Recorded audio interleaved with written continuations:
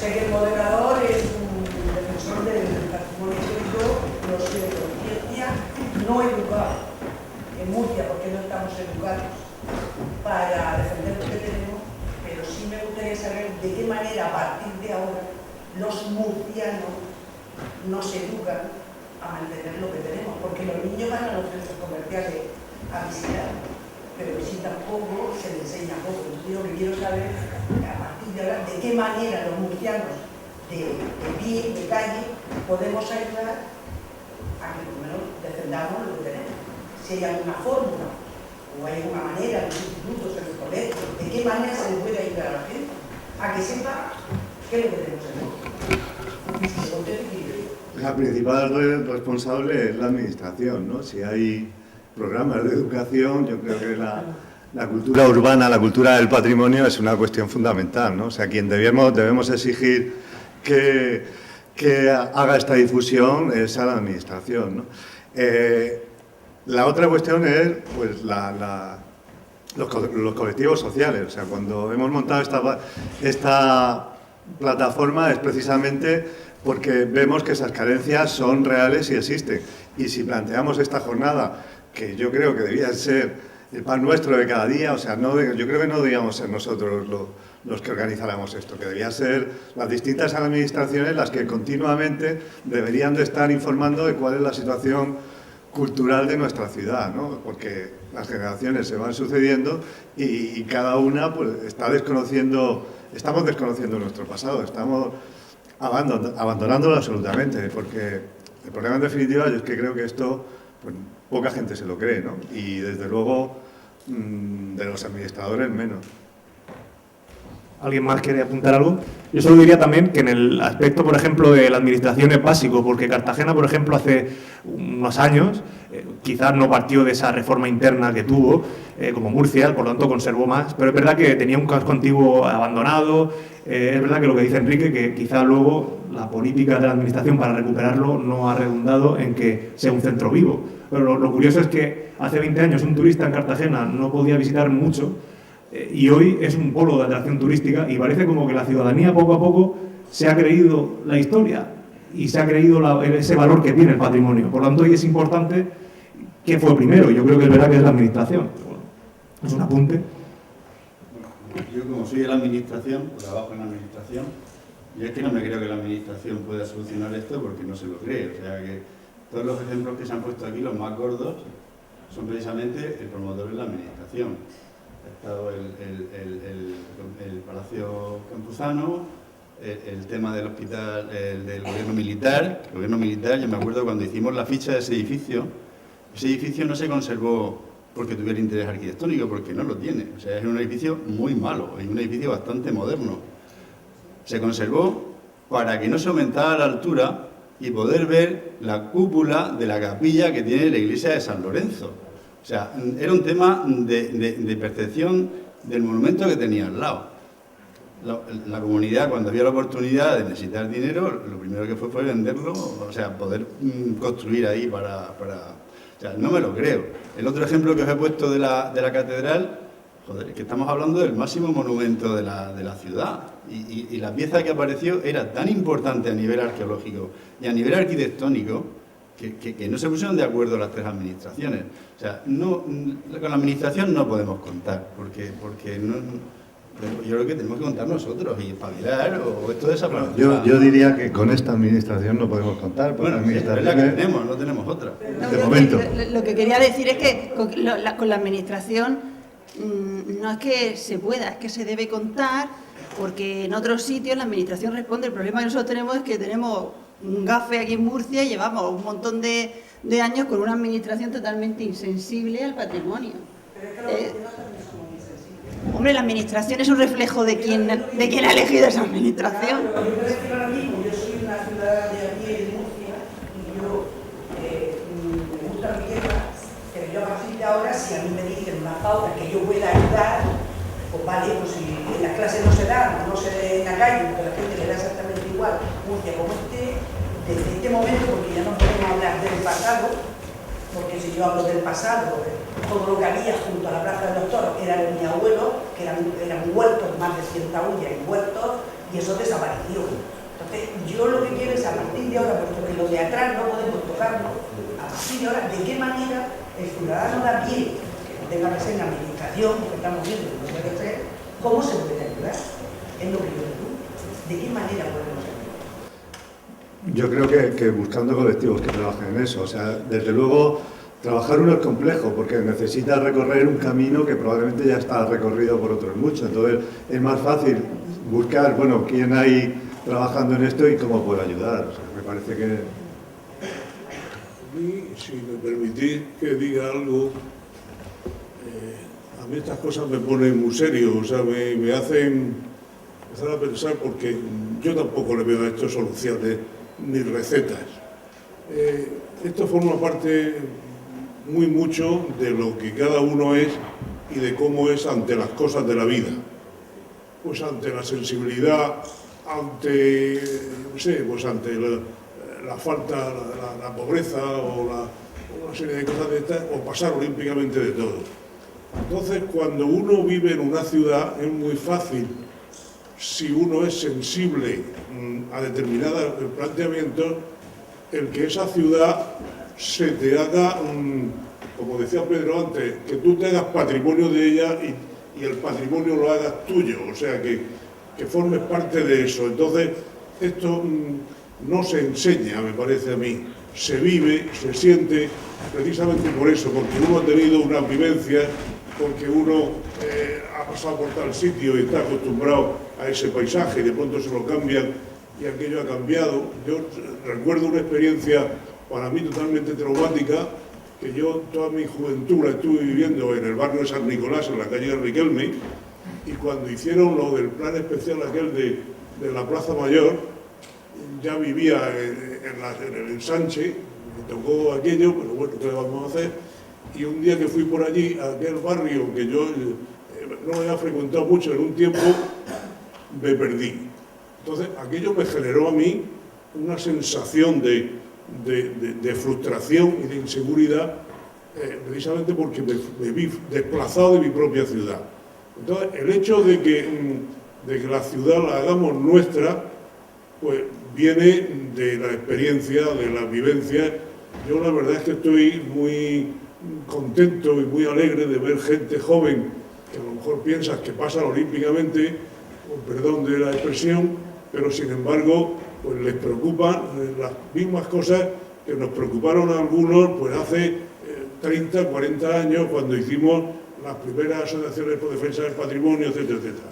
Entonces es un tema de mentalidad, de estos intercambios, que la gente se entere de lo que pasa y de que uno reflexione.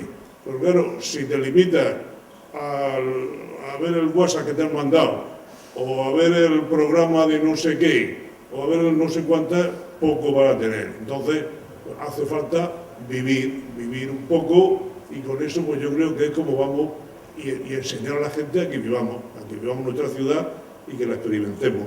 A lo mejor son palabras así también muy huecas y muy rimbombantes o yo qué sé qué, pero yo recetas como receta no veo ninguna. Sentirse uno dentro del espacio, porque además la ciudad, independientemente de que seamos ciudadanos del mundo, los que queramos serlo y muy satisfechos y orgullosos de ello, pues la ciudad en la que has vivido y en la que tú te identificas es donde te encuentras. A ver, el patrimonio histórico está dentro de la planificación urbanística, y el urbanismo es cosa de todo. El urbanismo, las leyes urbanísticas, el medio ambiente, el patrimonio cultural, ya lo dicen claramente. O sea, ahí está la participación pública consagrada en esos artículos. Entonces, lo que el ciudadano debe exigir siempre es su derecho a participar. Yo quiero que si el ayuntamiento va a abrir una calle, o va a demoler un edificio, o va a hacer algo que me afecta como ciudadano, porque está actuando en mi ciudad, lo publique en pleno agosto, mirando el boletín, nos encontramos la declaración de ruina técnica del edificio protegido en la calle Simón García. La publican a principios de agosto y dan 30 días para que se presenten alegaciones. Bueno, pero ¿quién va a presentar alegaciones en una cosa tan técnica en pleno agosto? Entonces, ¿qué hace la administración haciendo esas cosas? Si es que tú quieres declarar la ruina técnica, porque después lo que estás intentando es conseguir el derribo de ese edificio en la calle Simón García, número 11, pues si queréis pasar a verlo, que eso es lo que está ahora, el que está más amenazado, no lo hagas de esa manera. No publiques la ruina en pleno agosto, porque si no, no sé que estemos aquí gente de guardia mirando el boletín todos los días, no podemos presentar alegaciones como hemos hecho, y ahora, claro, al tener alegaciones y al pensar, coño, ¿quién nos está vigilando? Entonces aquí parece que ahora se lo están pensando un poco. Entonces, eso es lo que el ciudadano tiene que reivindicar su derecho a participar en la planificación y en el urbanismo de su ciudad, porque ahí es donde vive, y la administración no puede estar tomando decisiones al margen de todos nosotros. Felipe. Hubo un tiempo en que la Consejería de Patrimonio, no sé cómo se llama, de Cultura, de Patrimonio, funcionaba lo que se llamó la Comisión de Patrimonio Histórico-Artístico. Esa comisión estaba formada por gente de la universidad, arquitectos, profesionales, etcétera, etcétera, aparte de los políticos. En esa comisión se veían todos los proyectos que se construían o que se iban a construir en el recinto histórico-artístico. Incluso incluso los resultados de demoliciones de edificios protegidos o no protegidos. Y esa comisión, que siempre estuviera aceptada, por lo menos valoraba la diferencia que había entre lo que se iba a demoler o lo que había y lo que se pretendía hacer. Ya era algo, era una referencia que a las cosas que se están diciendo de qué caminos se pueden seguir para proteger o para que las cosas no avancen, eso ya era algo. Pero la llegada del Partido Popular, dicho sea de paso, y el nombramiento de Cristina Gutiérrez Cortines como consejero. Me gusta dar nombres, pues tú no haya editado ninguno, los lamento que no deis nombres porque son los responsables de todas estas situaciones. La llegada de Cristina Gutiérrez Cortines se cargó la Comisión de Patrimonio, porque ella estaba por encima de la Comisión de Patrimonio y eso era gentecilla, no era quien para decir lo que estaba bien y lo que estaba mal. No es que yo comparta la Comisión de Patrimonio, pero algo era. Profesionales sabían. No se ha hablado nunca aquí de exigir responsabilidades. Ya sé que no se tenía responsabilidades penales ni tal, pero sí alcaldes, profesionales, grandes comerciantes, todos estos que se llenan la boca por defender el patrimonio, que presiden las cofradías de Semana Santa, que convocan todo lo habido y por haber en defensa de la ciudad, la Virgen de la Santa y de todas estas pamplinas. Todos estos tienen calles, están poniendo sus medallas, etcétera, etcétera, pero aquí ni en ninguna se dan nombres de quién son esos responsables. Empezando por los alcaldes, funcionarios y bueno, todos los grandes disparatos de las torres de 10 plantas, cafetería, etcétera, etcétera, son todas promovidas no por promotores de esto de ahora, sino por los comerciantes, conservadores del patrimonio, de todo. Son los que han hecho los edificios de 10 plantas de las 4 esquinas, en la plaza de las 2 banderas, bueno, todos esos ejemplos. Y entonces me gustaría que alguien se molestara, o incluso sería buen trabajo para una tesis doctoral, una tesina, en que salieran todos los responsables de esa película. Y bueno, pues lo que he comentado antes, yo he dicho antes que habíamos tenido aciertos y fracasos, ¿no? Porque de alguna forma la visión individualizada del problema y no la visión de conjunto, como lo ha planteado José Alberto, que se resolvía con plazas, con calles, con conexiones. Cuando tú estás informando un edificio, pues es fácil que cometas errores, pero yo, los ejemplos que os he puesto precisamente creo que ha habido más aciertos que errores. Esa institución, pues ese organismo consultivo, que había pues, gente de reconocido prestigio, volvió a haber gente de la universidad, pues efectivamente desde el año 95 se disolvió y nunca más se volvió a juntar. Y bueno, pues era una consulta más que tenía el director general, y en el 90% de los casos se hacía caso. Pues yo creo que eso entra dentro de esta dinámica del no consultar, del hacer las cosas por decreto, el intentar hacer las cosas a taladillo, estas modificaciones puntuales que ha comentado ella del plan especial. Es que si vas después a lo que es lo publicado en el boletín, es que en el boletín lo único que te dice es que se modifica la ficha tal, pero no te dice cuál es la modificación. Porque para saber la modificación, incluso aunque esté en el boletín, tienes que irte al expediente, sacar el expediente y consultarlo. O sea, aunque te pongan el boletín, no te enteras de qué va. Bueno, podría ir al expediente quien tenga 2,5 € para pagar las fotocopias. O sea, Efectivamente, pues, esa situación ha cambiado mucho. También, incluso históricamente, desde lo que decía José Alberto antes, pues en los años 70, que es cuando surge el boom de la defensa de los conjuntos históricos y la gente sensibiliza dentro de una problemática social por defender la ciudad, por eso yo creo que se ha ido diluyendo. Se ha ido, pero no solo aquí, en todos los conjuntos históricos. Unos que ya han tenido una cierta dinámica, han tenido el éxito de que en ese tiempo se resolvieron los planes, y bueno, pues tenemos Vitoria, está Santiago de Compostela, está Toledo, está Cáceres, no sé, hay conjuntos que sí, pero como esa sensibilidad se ha perdido en la sociedad, pues estamos en la situación que estamos ahora mismo. Yo creo que es bueno pues, que se debata y que se sepa que esto tiene que seguir vivo. Cuando se produjeron las transferencias, cuando se aproximó la administración a los ciudadanos, no una aproximación en cuanto a que se fuera más próximo y estuviera más atento a oír lo que pedían, sino que se podía arreglar o manejar las cosas mucho más próximamente. Esto permitió, con perdón, pastelear mucho más. Porque antes pues había, tanto en el patrimonio como en el planeamiento urbanístico, pues siempre se estaba un poco a expensas de lo que al final dijera Madrid y realmente con esa objetividad con que las cosas se veían desde allí, pues al final las cosas salían medio bien, pero cuando se aproximan, desgraciadamente, esa proximidad da pie y da lugar a que se puedan estar, pues eso, modificando planes. Cuando se hace un plan, Rivas decía que era mejor tener un buen plan, aunque hubiera que modificarlo, que no tener ninguno. Pero la modificación es algo que no está hecho para que cada día... ¿Qué tenemos? ¿Qué nos interesa? Alquilar esa casa porque es amigo, propietario, y además nos colabora con no sé cuánto para no sé qué, y entonces pues, vamos a cambiarle la ficha y si en vez de grado 2 que quiere conservar más cosas, pues dejamos el grado 3, pues mejor. Y si se declara en ruina y se tira, pues así se hace nueva.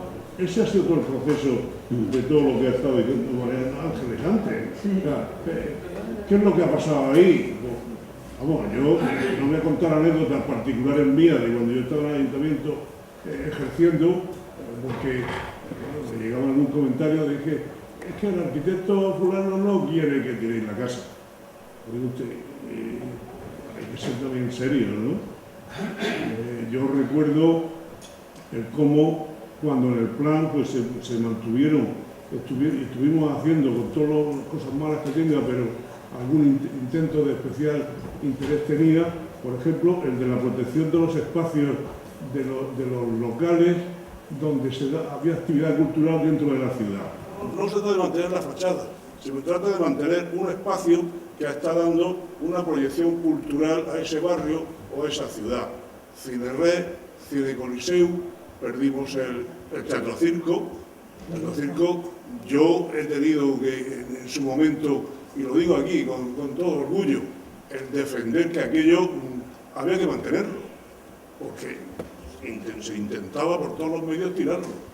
Entonces, el que estas cosas sean como tan próximas, pues dan lugar a que pase eso. Cuando el plan de Murcia, y me extiendo un poco, que aún el plan de Murcia de Rivas, del 70 y tantos, que aún la aprobaba Madrid, yo recuerdo, y a lo mejor Joaquín recuerda, pero también las asociaciones de vecinos, cuando venía el director general de Madrid y nos reuníamos con los vecinos, con el director general y les planteábamos nuestras papeletas, y entonces había como una comunicación mucho más seria, podemos decir, que cuando te reunías pues, con el político de turno, porque aquello era al final, pues toma tu vida menos. Entonces, el tema de la proximidad es, yo creo que hemos perdido mucho, quizá porque hemos dejado perder, y luego el tema de la falta de sensibilidad general tampoco me puedo callar estando aquí, por ejemplo, el que los guías que enseñé en la ciudad, porque enseñar los molinos del río con ese rótulo que hay en medio, Murcia turística, ¿verdad? A mí se me queda la cara de vergüenza cuando veo eso. Entonces, hay una falta de sensibilidad general, lo del agua para todos, o lo de incluso las iglesias cuando te ponen Cristo no sé qué, no sé cuánto, hay una plena fachada del tal, hombre, si está muy bien, la idea está muy bien, pero no la puso usted y por favor, esto forma parte de mi entorno ciudadano y de patrimonio. Bueno, un comentario más al tema. Yo creo que hay una cuestión también y es la falta de gestión especializada. Si se desmontó la comisión de patrimonio y se desmontó también el servicio de patrimonio que había en los años 90, fue precisamente para que no hubiera ningún organismo que pudiera actuar con suficiente rigor a la hora de establecer las determinaciones sobre cualquier elemento, ¿no? Es mucho más fácil el que vaya circulando por los distintos expedientes y tramitaciones por servicios generalistas que puedan atender a cualquier cosa y que es fácilmente más manipulable que si hay un servicio especializado en gestionar un plan especial. Lo que decías del plan especial es que da igual el plan que sea, lo importante es cómo se lleva a la práctica, ¿no? O sea, el que haya un organismo con capacidad de determinar de forma rigurosa, en función de ese plan, cuáles son las actuaciones que se deben permitir y cuáles no, ¿no? Así, pues según que depende de qué técnico interviene, de qué político interviene, de qué promotor interviene, para que la solución o la determinación final sea una u otra. Creo que Esther ahora tenía una pregunta. Bueno, yo quería llamar la atención sobre los efectos que la actividad jurídica a la hora de elaborar las leyes puede tener sobre el patrimonio, en el sentido sobre todo de que parece que está defendiendo un bien, pero al final lo que termina es destruyendo o sobre todo defendiendo otro bien que es menos defendible, como es el derecho a la propiedad o el derecho a mantener una propiedad privada y a mantener los derechos sobre esa propiedad. Me explico. Hay un caso muy concreto que me parece muy claro. José Alberto ha presentado antes, he dicho que en el plan del conjunto histórico, cuando él lo elaboró, la plaza de Santa Eulalia era uno de los 4 puntos, de los 4 espacios de carácter más emblemático dentro de ese conjunto. Al margen de esas 2 edificaciones que nos has comentado tú, Ángeles, que han sido destruidas en la plaza de Santa Eulalia, el otro lado no se ha visto, ni siquiera una imagen que ha puesto Enrique, que parece que se cortaba ahí, pero ahí tenemos, enfrente de la iglesia se ha hecho un edificio que tiene 7 plantas, porque por proteger el patrimonio arqueológico que está en el suelo y en el subsuelo, ese edificio, por no renunciar a sus propietarios, porque se lo permiten las leyes, a sus derechos de volumen, de edificabilidad, se han tirado 2 plantas hacia arriba y al final pues el conjunto pues tiene unos problemas muy graves. Lo mismo va a suceder con el edificio que está adelante, no se está terminando de construir, el de nuestra amiga que está siendo investigada en el caso Umbra, es propietaria de esa parcela, su empresa, y lo mismo también ha sucedido con otro edificio que está al lado de la muralla, que pertenece a la propia iglesia, la mujer de Peñalver, antiguo jefe de planeamiento. Ellos se lo comen y ellos se lo guisan.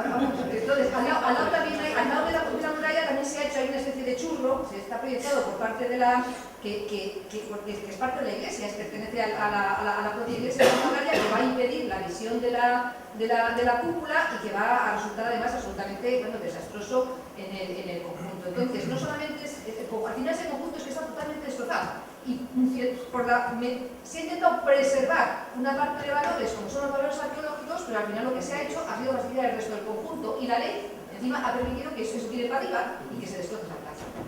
Esa es una de las cosas que íbamos a plantear, que hemos comentado aquí, es que la normativa de compensación de edificabilidad que propone el plan general en el tema de los restos arqueológicos supone pues olvidarse de lo que es la ciudad a nivel de edificación. Y es que las compensaciones son de tal nivel, porque son el 100% en caso de que se cedan, el 50% en caso de que solo sea la propiedad privada, y así van sumando volumen hasta que puede aparecer ese disparate que es legal, seguramente será legal, pero también es legal, yo creo que es ilegal, el Museo de la Muralla, y ese lo ha hecho el Ayuntamiento.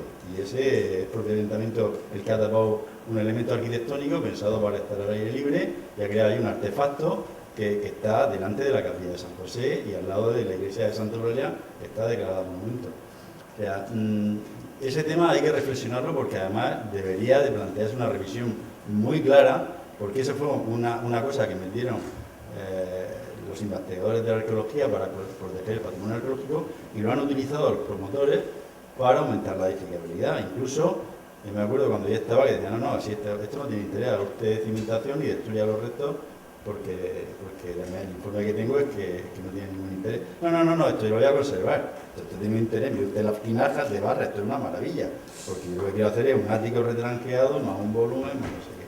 Entonces, yo creo que es un elemento que sí que hay que exigir al ayuntamiento que lo vuelva a revisar, porque aquí las compensaciones son brutales, y de hecho está el ejemplo clarísimo de Santa Eulalia, que era un espacio con una escala determinada de edificación que se ha destruido. Pero yo creo, bueno, ¿vas a hablar de esto? Precisamente yo creo que es las dos cosas, o sea, no dar esa compensación, pero por supuesto sí. Pero es que eso existía ya antes. Antes del plan existía ya la conservación. Porque era... Por eso digo que lo que está mal es la compensación. Es que lo único que eso se superpone con una obligación del plan general de hacer plazas de aparcamiento. Si yo no puedo hacer plazas de aparcamiento, que es lo que puedo hacer en el sótano, pues no la hago y ya está. Y usted no tiene plazas de aparcamiento, le quito la obligación de tener. Eso es como estaba antes. Antes de esa modificación estaba así. Incluso lo que había era unas subvenciones para financiar al promotor a que la excavación no le costara dinero, que siempre le costaba dinero porque tenía prisa en acabar o lo que fuera. Pero esa compensación que se ha hecho, que es precisamente pues, para que la gente investigue y tenga ganas de financiar esa investigación arqueológica, en el fondo también es un tema económico, pues se le puso esa compensación. Y esa compensación es un auténtico desastre. Yo sí quería decir que yo entiendo que la compensación es necesaria. El error es cómo se da esa compensación. Quiero decir, estaba comentando antes que el patrimonio, la conservación del patrimonio no puede ser una losa sobre el propietario. Estamos hablando de sótano, estamos hablando de... No, pero lo que yo estoy hablando es que esa compensación no hay que dársela ahí, cumpliendo el planeamiento. Habrá que compensarlo de otra forma. Habrá que entender que es un bien común y tenemos que pagarlo entre todos. Habrá que darle un aprovechamiento en otro sitio. Pero lo que pasa es que la carga no puede ser exclusivamente para el propietario.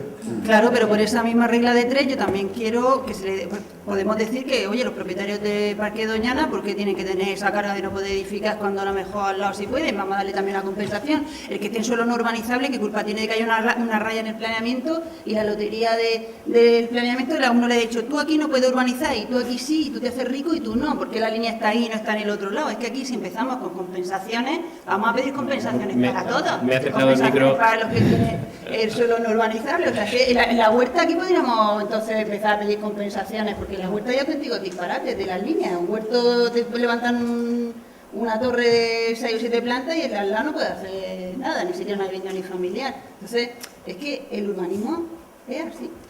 Es que yo he empezado diciendo que la maldad viene del urbanismo, que sea así. O sea, que es un tema que supera esta busquemos algo y cuando alguien la tiene demencia me parece que un propietario de un solar sea el dueño de todo lo que se puede edificar arriba. Esa es la locura que solo pasa en España. Yo hice, como he venido a hablar de mi libro y hace rato que no hablo, pues voy a hablar, aprovechando.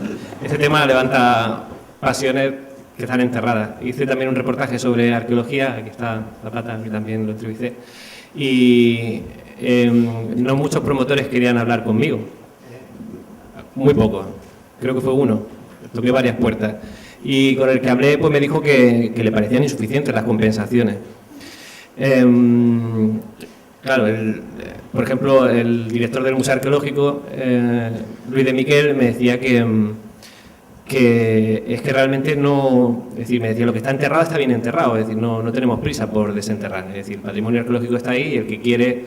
Será la filosofía que inspiró el modelo que hay ahora, en parte, que el que rompe paga, decía, ¿no? No tienes por qué... si tú quieres hacer un edificio en un lugar que tiene el terreno más inestable, pues tienes que pagar la cimentación y tal. Y entonces con el tema del coste de la arqueología, defendía que el coste lo sufragara el promotor y se entiende que tiene que haber algún tipo de compensación. Lo que pasa es que cuando entran en conflicto, y eso ya es cuestión de legislarlo, yo no entiendo de estas cosas, pero si entra en conflicto una compensación por encontrar ruinas arqueológicas con la ruptura del entorno, pues lo que ha dicho también Félix, pues si no se puede hacer garaje, pues no se hace, ¿qué vamos a hacer? El murciano es indolente. ¿Perdón? El murciano es indolente, porque yo eso de la plaza de Santa Eulalia, yo lo viví de muy cerca y a mí me sentó muy mal cuando la administración hizo eso. Pero cuando se empezó a hacer y se dejó destapado, que estaba lleno de gatos, todo el mundo que pasaba echaba mierda y pasé por la barra. Tabaco, comida, lo que veía, papeles, era la administración como esta tienda. Para atrás, ha cogido la tapa, ha hecho un desastre. Entonces, ni los murcianos hemos sabido meter mano a eso. Y la administración, pues como ha tapado y estamos todos callados, igual. Pregunto, ¿el murciano es indolente? Sí. Se le ha hecho indolente. Yo no creo que la gente, yo no creo que la gente sea. A ver, si tú llevas muchos años donde la administración te ha dicho no pienses que ya pienso yo por ti. No, eso no vale. Perdona, eso es un lavado de cosas. Yo soy una persona murciana y vivo en Murcia. Y a mí me gusta Murcia. Le puede venir el presidente quien quiere decirme agua viva. No. Si eso es mío y es de mi tierra y lo tengo que conservar, tendré que luchar. No, pero yo no te estoy diciendo de ahora, te estoy diciendo de esto pasó también, esto es que lleva pasando un siglo, es que no estamos hablando de Murcia es de un siglo, habría que ver qué es lo que pasa con los murcianos, pero eso ya son unas razones sociológicas que hay, que provienen hasta de la Reconquista y de cómo se repoblaron estas tierras. Pero yo no creo que sea indolente, creo que nos falta un poco de orgullo y de querer lo nuestro. Solamente voy a decir una cosa y yo vi una ciudad que se llama Sevilla. Voy muchos años. Y una vez en una calle, la llanta se me rompió porque se tropezó con una piedra. ¿Y saben lo que me dijo el sevillano? No venga, porque esa piedra también. ¿Y nosotros qué?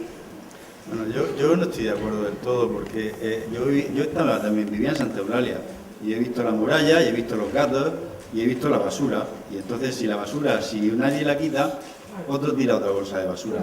Creo que es culpa del ayuntamiento, que para él era más cómodo hacer el cubo ese que llegar un día a quitar la bolsa de basura, porque si tú no la ves, el otro no la tira.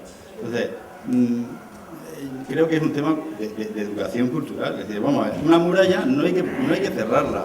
Una muralla es un objeto arquitectónico que ha estado al aire libre y que se entiende como un elemento defensivo. Y tenemos la de Verónica y tenemos la de Sagasta, que están al aire libre, y esa, que es mucho más importante, porque es la única puerta en codo de entrada a la ciudad, pues cogen y la tapan. O sea, yo creo que esa es la excusa, ¿no? Esa es la excusa que pone el ayuntamiento para hacer ese edificio, que se ha gastado una pasta, que el arquitecto lo ha puesto en muchas revistas, que estará publicado, que estará estupendo, pero que es un error. Es un error, pues, un error de la arquitectura y un error de la propuesta. Pero que esa es la excusa que pondría el ayuntamiento, que caían bolsas de basura, no caigamos en ese error. Sí, yo, si me permitís un segundo, la indolencia estoy de acuerdo, pero eso no lo justifica. O sea, realmente aquí somos muy dejados para todas nuestras cosas, desgraciadamente, pero eso no lo justifica. El que los restos arqueológicos hayan estado y toda la vida tampoco justifica el que se aparecen, pues se enseñe nuestra historia a través de esos elementos. Lo que pasa es que hay mecanismos para que las cosas no tengan por qué ser como se están haciendo o como se han hecho. Como ha dicho antes Enrique, en el urbanismo hay un tema que es uno de los principios fundamentales, que es el de las zonas homogéneas. Entonces no podemos comparar un campo con una ciudad. Una ciudad está allí y un campo está allí. Y no podemos darle al del campo lo mismo que el de la ciudad, pues tiene otra serie de condiciones y de cosas. Entonces, el hecho de que aparezca un elemento, el tema de la compensación, es algo que incluso en la propia Santa Eulalia, en el plan de la universidad, en el plan de no sé qué, estaba contemplado lo que se llamaba entonces transferencias de aprovechamiento o compensaciones económicas. O sea, que cuando a un señor se le decía, usted tiene que hacer aquí 7 plantas o 5 o 4, pero si la media es de 6, usted le toca que todos los que tengan más de las 4, porque le puede corresponder por la calle, tienen que pagar lo que decíamos el impuesto revolucionario. Tienen que pagar no sé cuántos para compensar al que hacía menos. Entonces, esos mecanismos que existen, lo que pasa es que exigen mentes despiertas. Lo que decía antes el tema de la gestión, pero gestión no solo en los técnicos. Los políticos tienen un 100 y pico % de lo que pasa.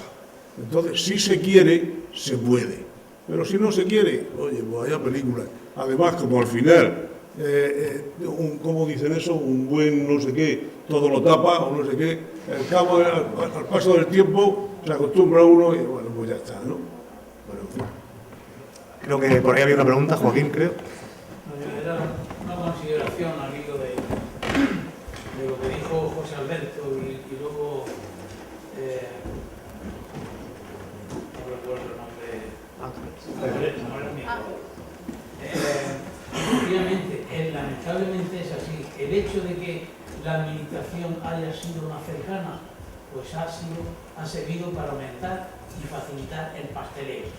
Eso es así y es unas veces, pues no sé, porque normalmente las administraciones, alguien ha dicho que tiene que ser la administración, Félix Santice decía que el que estaba dentro no veía esa tesis. La verdad que la situación es difícil, pero la administración normalmente lo que hace es proteger al propietario, a facilitarle la trampa, a que cambie la calificación y no hay unos criterios objetivos porque se ha quitado del medio esas comisiones que existían, en el que participaba la universidad, participaban elementos previsiblemente objetivos, y la participación que defendía Ángeles está absolutamente mal vista. Me alegro que ella lo defienda, pero la participación está absolutamente mal vista. En los tiempos históricos de las asociaciones de vecinos, en las que José Alberto y Santiago Saura y yo y alguna gente más participábamos y fuimos, pues no sé, agentes en los despachos del último alcalde franquista, de Clemente García, de la negociación del plan Rivas. Bueno, pues yo, ojalá aquello, en este momento, aquellas negociaciones no son factibles. Los elementos que ahora mismo somos críticos, somos personas mal vistas. La prepotencia de que están investidos los administradores democráticos impiden y ven mal la participación. En la medida en que puede, se hacen de esa organización. Y pasó en un momento dado con el Partido Socialista y las organizaciones, el Movimiento Ciudadano. Después ha ocurrido con quien nos gobierna ahora, que ha condicionado y mediatizado totalmente el Movimiento Ciudadano de la ciudad de Murcia. Y los que tratamos de ser críticos somos mal vistos, somos calificados de antisistema, poco menos que de personas indeseables, y la muestra última se ha dado hoy en Murcia, en donde un concejal ha querido vender la moto del tranvía y no ha dejado participar a unas asociaciones de vecinos porque no estaban invitadas. Y luego se ha quedado el aforo, medio aforo del Salón de Actos del Centro Cultural del Carmen, vacío. Esta es la triste realidad. Entonces, yo veo un panorama difícil y me parece magnífica y absolutamente loable que mesas como la de esta tarde se pongan en funcionamiento y a ver si fuéramos capaces de levantar esa conciencia social que unas veces pasotismo, otras veces individualismo, pues no sé, facilita el que quien gobierna haga de su capa un sayo y imponga sus sanciones y impida la participación. Nada más. Yo quiero un segundo, si me permitís, agradecer la presencia de Joaquín Contreras, el portavoz de la plataforma soterramiento del ferrocarril en Murcia, que es una persona ahora mismo que está haciendo una labor importantísima en lo que es la defensa de los intereses de la ciudad en todos los aspectos, desde su totalidad a los vecinos, etcétera, etcétera. El que esté aquí con nosotros pues, es de agradecer y que haya personas, tanto la plataforma como personas de este tipo, que aún mantengan el espíritu para que las cosas puedan ir mejor, independientemente de que la audiencia es totalmente negativa en cuanto a los interlocutores de la otra mesa. Del otro lado, ¿no, Joaquín? Como estaba diciendo. Pero por lo menos que no decaiga, que decía que... ¿verdad? Bueno, vamos a ir cerrando porque creo que a partir de las 9 pues nos van a echar. Pero bueno, ahí hay un chico Yo tengo una pregunta porque veo demasiado pesimismo. Entonces quería saber si hay algún ejemplo de ciudades de España de que tuvieran este problema y hayan conseguido salir adelante, ¿vale? De conservar un poco más su patrimonio. Es que veo mucho pesimismo, entonces por irme con una nota positiva, por lo menos. A mí me parece positivo que estés tú ahí. No, pero yo por saber si tenemos algún ejemplo, alguna meta, Murcia, alguna ciudad. Creo que no se puede poner ciudades históricas como Toledo, como Sevilla, como han dicho, pues son ciudades históricas, pero ciudades con menos patrimonio que hayan conseguido conservar este patrimonio. ¿Hay algún ejemplo? No sé. Toledo, Polérica, Gerona. Vitoria, el problema fundamental que yo le veo es precisamente que nosotros, disponiendo de un documento que era el plan especial, que se hizo con muchísimo esfuerzo, que en aquel momento había un diálogo fluido entre los técnicos del ayuntamiento y los de la dirección general, ese documento se ha destruido prácticamente, por lo que ha comentado Ángeles, ¿no? O sea que el patrimonio del catálogo, que es la base del conjunto, aunque haya después el tema de los espacios principales, los secundarios, lo que son, porque tampoco tenemos para tanto, son la calle Platería, Drapería, Santa Eulalia, la Plaza de las Flores y los espacios o las calles de conexión. Eso es muy difícil recuperar lo que se ha perdido.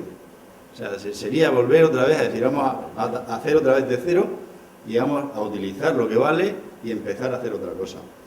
Y eso yo lo veo muy difícil. Y creo que la única solución, de momento, para pararlo, está en el fiscal. O sea, en el miedo, que es la tristeza de estos políticos que tenemos, ¿no? Que es que el único planteamiento es el miedo. Entonces, pues, a lo mejor eso vale para decir, oye, tío, que esto a lo mejor se descubre una historia que no lo hemos hecho bien, ¿no?